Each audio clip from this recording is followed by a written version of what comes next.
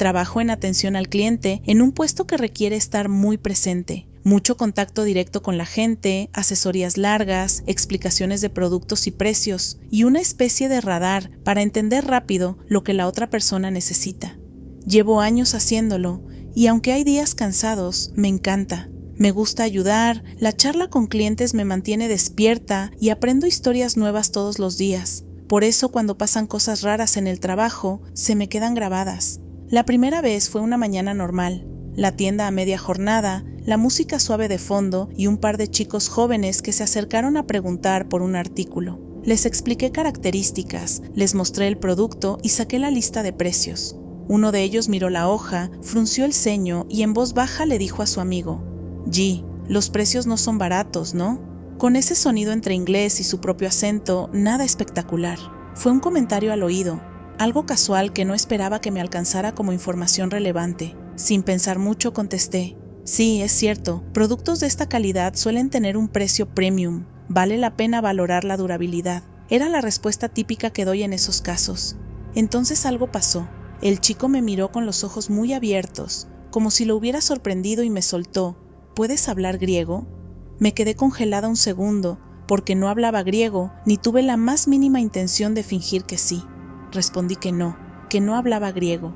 Ellos se miraron entre sí con una mezcla de nervios y vergüenza, como si se hubieran dado cuenta de que los habíamos escuchado decir algo que no querían que oyera alguien fuera de su conversación. En la situación, mi cabeza empezó a correr. ¿Me escucharon? ¿Me leyeron los labios? ¿Me estaban gastando una broma? Revisé la sala con disimulo, buscando a alguien más que pudiera haber intervenido. No había puesta ninguna cámara, ni señal de grabación, ni nadie que pareciera cómplice. Intenté retomar la atención en la asesoría, disimulé la sorpresa y seguimos con el cierre de la venta. Por dentro, me quedé con la sensación de que algo no cuadraba.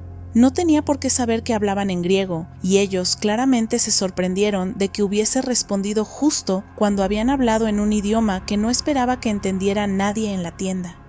2 semanas después, vino el episodio que remató mi desconcierto. Era una tarde de menos gente en la tienda, y entró una señora mayor acompañada por su hija. La hija hablaba algo de inglés, pero con dificultad. La madre solo hablaba mandarín. Ya había tenido experiencia atendiendo a clientes con poco inglés y suelo buscar gestos, señas o apoyo de una compañera para ayudar. Esta vez me acerqué, sonreí y dije las frases de siempre en inglés. La hija, con esfuerzo, trataba de traducir lo básico y la madre escuchaba. En un momento la madre tocó una prenda roja, sonrió y dijo algo en mandarín a su hija. Antes de que mi cerebro tuviera tiempo de procesarlo racionalmente, respondí automáticamente en inglés: «Sí, este es el mejor color para usted, es el que más le favorece de todos». Lo dije sin pensar, un comentario reflejo que suelo decir frecuentemente atendiendo a clientes de habla inglesa. De pronto, la hija me miró con los ojos abiertos y gritó de alegría: «¿Puedes hablar mandarín?». La madre sonrió también, sorprendida. Yo me quedé paralizada. No hablo mandarín. No sé cómo se me ocurrió esa frase exacta en ese momento, en que solo oí un murmullo de palabras extranjeras. Además, la expresión de la madre, su alivio y sorpresa, me hicieron sentir que había pasado algo más que una simple coincidencia. Respondí con una risa nerviosa: No hablo mandarín, solo es cosa de acostumbrarme a los colores.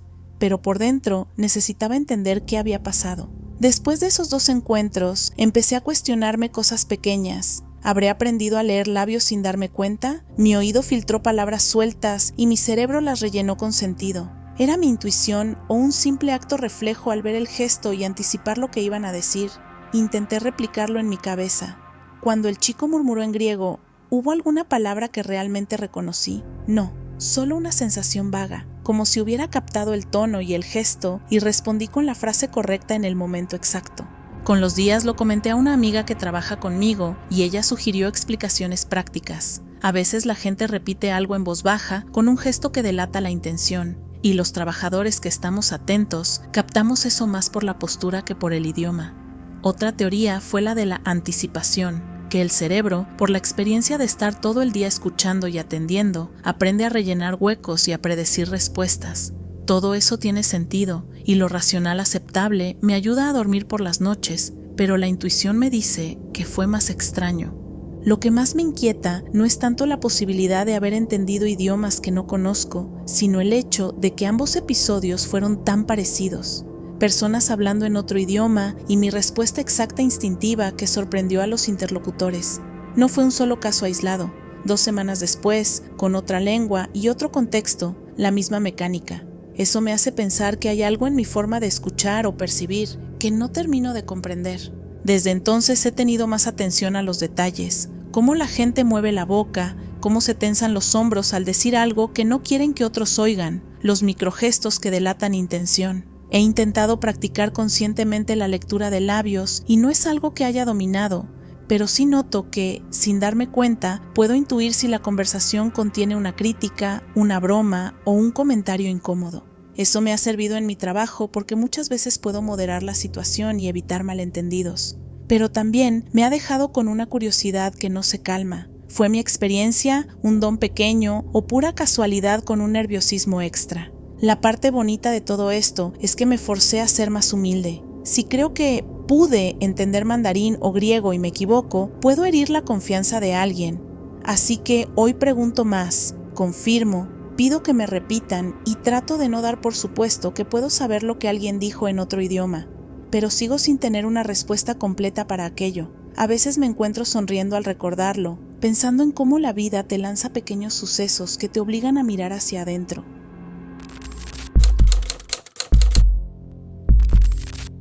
Recuerdo con una nitidez que a veces todavía me sorprende la mezcla extraña de terror y ternura que viví a finales de mis 20 y tantos. Tenía un sueño recurrente, una pesadilla tan real que me costaba arrancarla del cuerpo, en la que había una criatura negra, como un parásito de sombra, que se pegaba a mi pecho y literalmente me chupaba la vida. No siempre me atacaba igual, a veces esperaba, acurrucada en los rincones oscuros de mi cuarto, y yo la sentía ahí antes de ir a dormir. Otras noches me la encontraba encima de la cama como si no hubiera otra cosa que hacer. Me despertaba con el corazón a 1000, una angustia pegada en el esternón y una comezón profunda justo donde en el sueño sentía la succión. En ese tiempo no estaba solo, vivía con mis 2 gatos, Miso y Nube.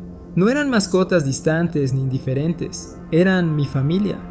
Desde que los adopté supe que había una conexión especial entre nosotros. Se pegaban a mí cuando estaba triste, se subían al regazo cuando trabajaba y se turnaban para acicalarme la cara como si fueran terapeutas peludos. La relación era intensa, recíproca y llena de pequeños ritos. El saludo de la puerta, el ronroneo que parecía decir «todo va a estar bien», el dormir juntos los fines de semana. Lo que me resultó más extraño fue cómo cambiaron sus hábitos justo cuando la pesadilla empezó a repetirse. Miso y Nube, que eran muy dados a dormir en el sofá, comenzaron a subirse a mi cama todas las noches y quedarse pegados a mi pecho. Se acurrucaban exactamente en el sitio donde yo sentía la comezón. No lo hice consciente al principio, era más bien un dato curioso que me reconfortaba. Tener calor, ronroneos, la sensación de que alguien físico estaba encima de mí cuando me despertaba en mitad de la noche. Pero con el paso de los días mi alivio se volvió inquietud. Si yo notaba la comezón, ellos la notaban aún más. Se movían, bufaban en dirección a la esquina oscura de la habitación y muchas veces se quedaban mirando con los ojos abiertos de par en par como si vigilaran algo invisible. La pesadilla, la comezón y la fatiga se hicieron habituales. Empecé a sentirme enfermo de verdad, cansancio que no se iba con dormir, pequeñas molestias que ignoraba al principio, luego una sensación de que algo no estaba bien. Una noche, mientras acariciaba a Miso, noté un bultito del tamaño de un guisante justo bajo la piel del pecho. El miedo me atravesó de golpe, les conté a mis amigos, bromeé a medias y al día siguiente pedí cita con mi médico porque no iba a dejarlo pasar. Los médicos no minimizan nada, por suerte mi doctor tampoco. Me derivaron a pruebas, ecografías, análisis y finalmente una biopsia. Esperar los resultados fue una de las partes más duras. Las manos temblorosas, las noticias que uno imagina, la posibilidad que no te sueltas. Y cuando por fin vino la confirmación, fue como un golpe seco. Cáncer de mama masculino, a los 28 años. La palabra cáncer es tosca y fría en la boca de los médicos, aunque después la envolvieron en planes, cirugías y protocolos. Aún así, el hecho en sí se me cayó encima con todo su peso. Durante todo el proceso hubo un hilo continuo. Mis gatos no me dejaban. Antes de las operaciones, Miso se quedaba toda la noche encima de mi pecho, con esa presión cálida que parece transmitir fuerza. Nube lamía mi mano hasta hacerme reír en medio del miedo.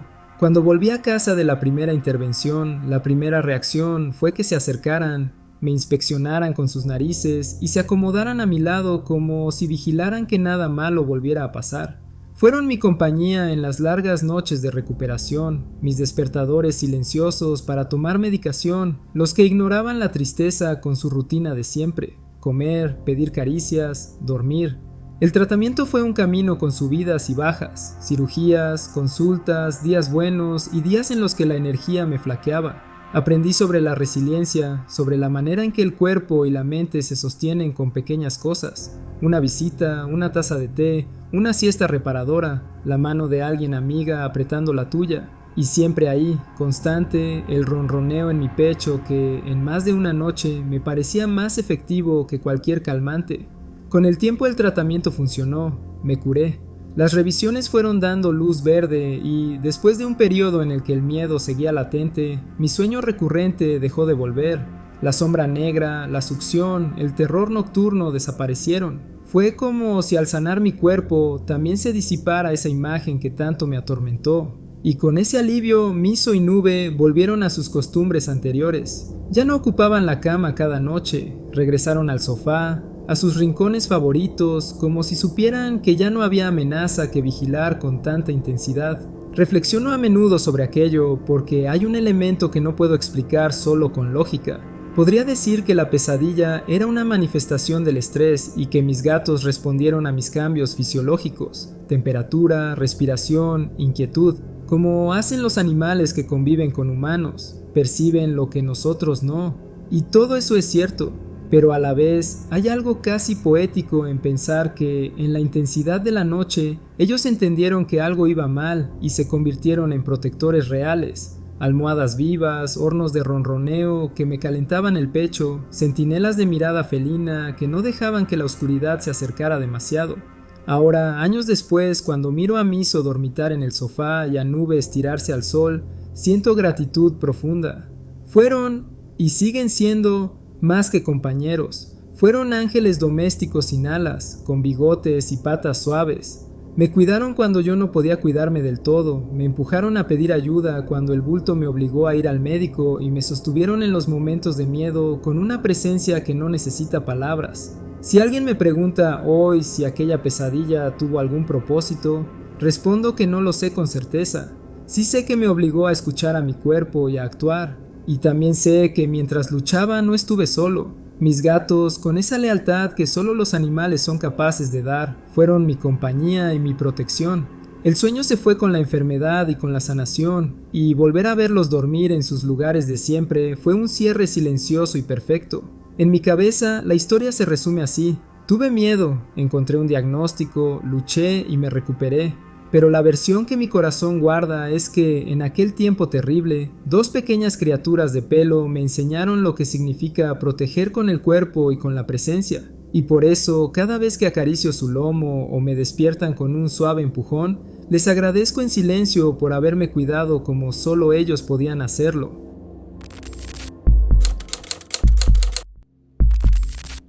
En 2023 me mudé con mi novio a un sótano que pertenecía a una pareja de ancianos. Aunque el lugar era un poco lúgubre y anticuado, para mí era un refugio. Por fin estaba lejos de mi madre abusiva, lejos de todo lo que me hacía sentir insegura. Mi novio trabajaba largas horas y yo estaba aprendiendo a manejar mi vida por mi cuenta.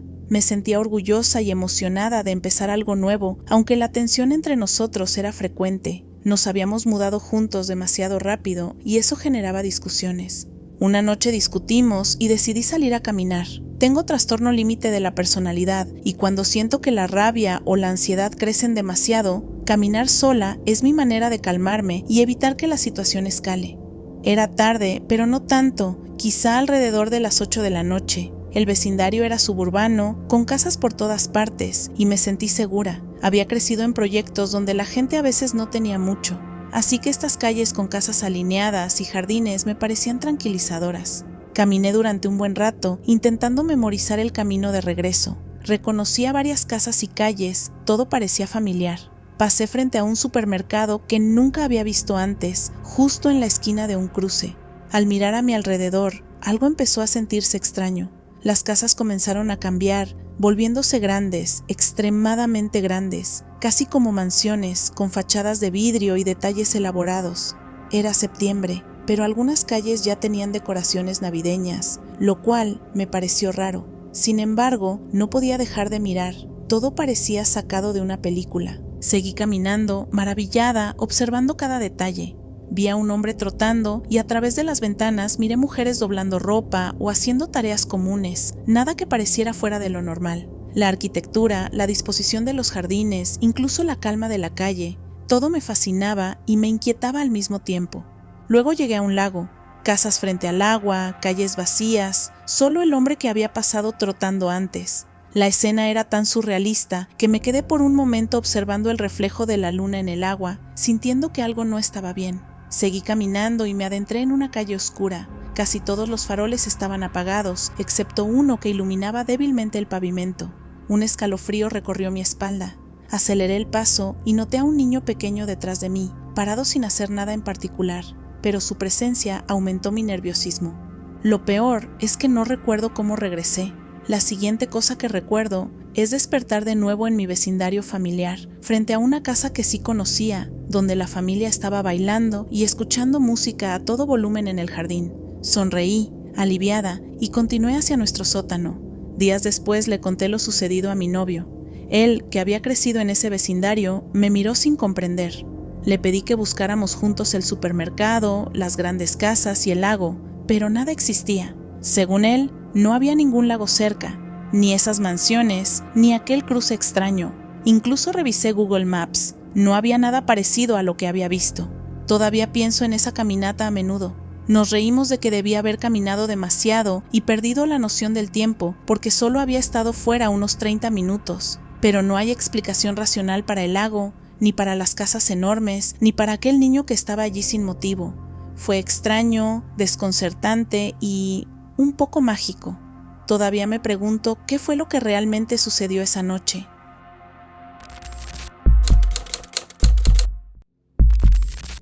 Recuerdo aquel verano como si fuera ayer, aunque me parezca increíble cada vez que lo cuento. Teníamos una perra rescatada, una mestiza de terrier que había sido adoptada hacía años. Vivíamos en el campo, en una colina boscosa, con unos 5 acres de terreno salvaje, árboles, maleza, campos descuidados. Nuestra perra adoraba perderse persiguiendo conejos entre la maleza, pero siempre volvía a casa, a su territorio seguro. Tenía ese espíritu libre, pero también un vínculo profundo con nosotros. Siempre nos protegía y parecía casi entendernos cuando estábamos tristes o preocupados. Un día desapareció. La buscamos por toda la propiedad con los otros perros, la llamamos hasta quedarnos afónicos, pero nada. Pedimos ayuda a un amigo con sus perros, pusimos carteles, preguntamos a los vecinos, pero no apareció durante 6 días. Cada momento que pasaba nos sumía más en la desesperación. La tristeza y el miedo por ella nos pesaban como una losa. Se había vuelto parte de nuestra familia y su ausencia dejaba un vacío enorme. En el 6.º día, cuando ya casi habíamos perdido toda esperanza, sentí un impulso extraño. Una especie de visión o intuición me llevó a un área que ya habíamos registrado varias veces, un enorme matorral de zarzas. Algo dentro de mí me decía que allí estaba. Sin pensarlo mucho, cogí un hocico, un par de guantes de jardinería y comencé a abrirme paso entre las zarzas. El aire olía a tierra y vegetación y todo estaba lleno de sonidos de pájaros e insectos, hasta que escuché un pequeño ladrido amortiguado. Llamé a mi perra por su nombre y otra vez vino ese yip de emoción desde dentro del suelo. Había conseguido meterse en un viejo madriguera de conejos.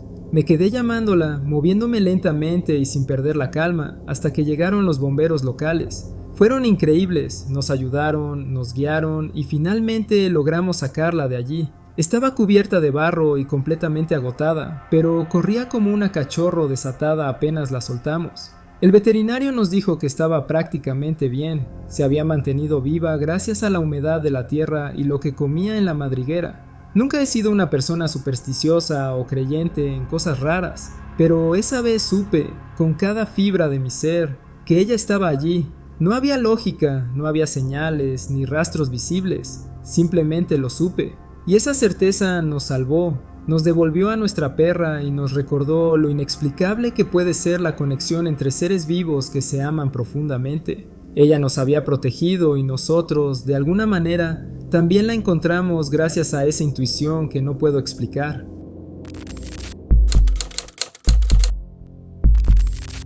Recuerdo perfectamente aquella noche en Dubái, aunque aún me sorprende cada vez que lo cuento. Éramos mi hermana, mi papá y yo, de vacaciones por la ciudad, y estábamos paseando por el malecón alrededor de la medianoche. El paseo estaba iluminado, con esos restaurantes flotantes con forma de barco pegados a los acantilados y algunos barcos que se podían alquilar. Todo estaba cerrado, silencioso y oscuro. Se sentía una calma extraña en el aire, solo el reflejo de las luces en el agua y nuestro propio eco mientras caminábamos. Mi hermana y yo nos acercamos a uno de esos restaurantes flotantes, que estaba completamente apagado, vacío, silencioso, como si nadie hubiera estado allí en todo el día. Nos sentamos en los bancos que estaban justo a su lado, mientras nuestro papá continuaba caminando adelante, ocupado, mirando el agua y comentando algo sobre la luz de la ciudad. Me sentía intrigada por la arquitectura del barco y por cómo el agua reflejaba los pocos focos encendidos del malecón, pero todo era tan quieto que se sentía casi irreal. Después de unos minutos nos reunimos con papá y seguimos caminando por el camino, quizá unos 10 minutos más hasta girar de regreso hacia el coche. Mientras avanzábamos de vuelta, algo nos hizo frenar en seco. Estábamos exactamente en el mismo lugar donde nos habíamos detenido. El mismo restaurante flotante, la misma señal afuera, el mismo banco al lado. Pero lo que vimos nos dejó paralizados.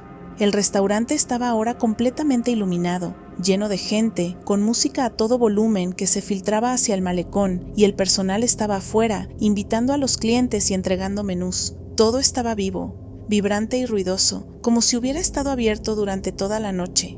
Miré a mi hermana y a mi papá. Sus expresiones eran idénticas a la mía: confusión, incredulidad y un ligero miedo. Intenté preguntar a una de las camareras si acababan de abrir, y me miró con cierta extrañeza y me dijo que no, que llevaban así toda la noche. Nos quedamos allí, de pie, sin saber cómo reaccionar. Habíamos pasado por exactamente el mismo lugar solo unos minutos antes y estaba completamente apagado y vacío. Ahora parecía que el tiempo, o alguna especie de capa de la realidad, se hubiera invertido o duplicado de manera imposible. Todo nuestro paseo, nuestra percepción del tiempo y del espacio, parecía haber sido alterada en esos escasos 10 minutos. Desde entonces, cada vez que recordamos ese momento, hablamos de ello como un misterio absoluto. No hay explicación lógica que encaje. No era un truco de luces ni una ilusión óptica. Los tres vimos exactamente lo mismo. Y el contraste entre el silencio absoluto y la animación total era demasiado drástico. Todavía me pregunto qué pudo haber pasado allí, si fue un glitch en la realidad o algún fenómeno que simplemente no podemos comprender. Aún hoy, cada vez que pienso en esa noche, siento que caminamos por un pequeño fragmento de un mundo que no siempre sigue nuestras reglas.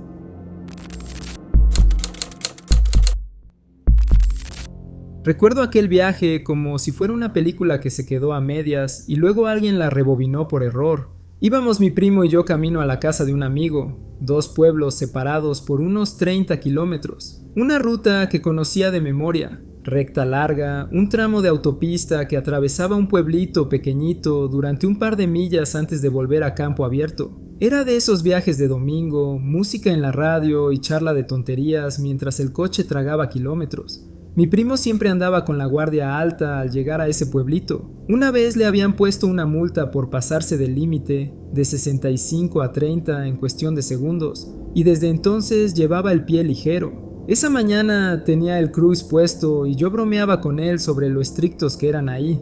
Todo normal hasta que, de repente, él me mira muy serio y pregunta: ¿te acuerdas de haber pasado por el pueblo? Yo le miro extrañado y le respondo que no lo habíamos cruzado en absoluto.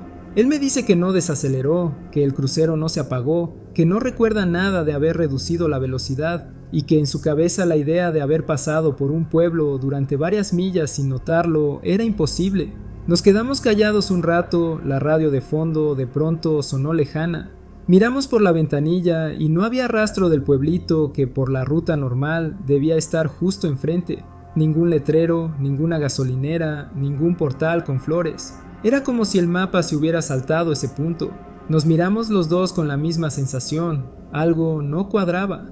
La conversación se apagó. Ambos sentimos esa piel de gallina que te pone la idea de algo raro está pasando. Al poco tiempo, por puro nervio, decidimos frenar y darle la vuelta por la salida más cercana para comprobar. Tomamos la carretera lateral y recorrimos el tramo que siempre bordea el pueblito. La misma iglesia de ladrillo, la tienda de víveres, la parada del bus con el graffiti en la esquina. Todo allí, exactamente igual que siempre.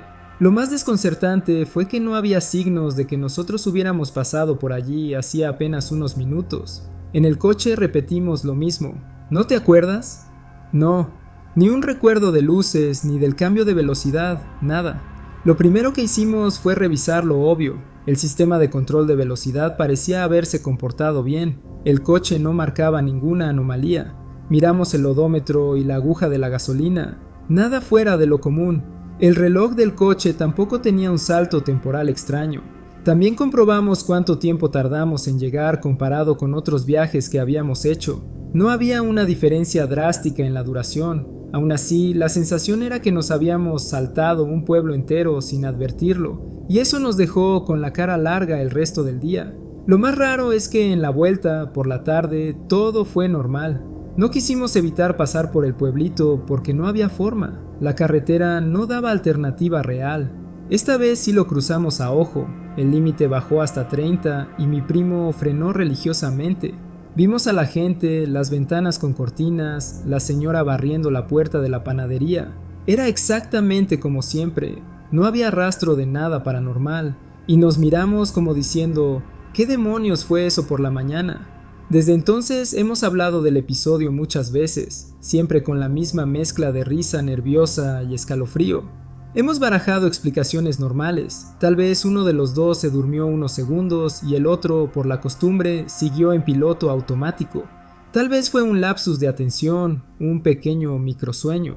También pensamos en posibilidades más raras, porque la experiencia no encajaba solo con un me distraje. La sincronía en el olvido, la sensación compartida, la confianza en que el cruce estaba puesto, hicieron que el asunto se sintiera más grande que una simple siesta al volante. A veces miro ese tramo y me pregunto si la carretera tuvo un fallo esa mañana, una franja de realidad que se volvió borrosa entre las millas.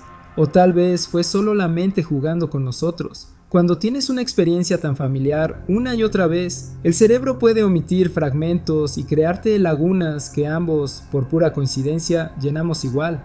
Nunca supimos si era un déjà vu compartido, un error de percepción o un pequeño glitch en la realidad que solo duró un rato. Lo que sí quedó es la sensación. Hay momentos en los que la vida te recuerda que no todo está bajo control y que hay cosas que se escapan a la explicación inmediata. Cada vez que paso por esa carretera ahora, siento una especie de reverencia tonta. Bajo la velocidad un poco, miro el pueblito pasar y me acuerdo de que por un instante entero la ruta nos jugó una mala pasada y nos dejó preguntándonos si el mapa del mundo a veces decide cambiar de página sin avisar. Y recuerden que si tienen una historia que compartir, nos la pueden enviar a la dirección de correo electrónico que aparece en la descripción del video, encuentrostenebrososInbox@gmail.com. El multiverso está lleno de secretos y apenas hemos comenzado a descubrirlos. Nos vemos en el siguiente universo.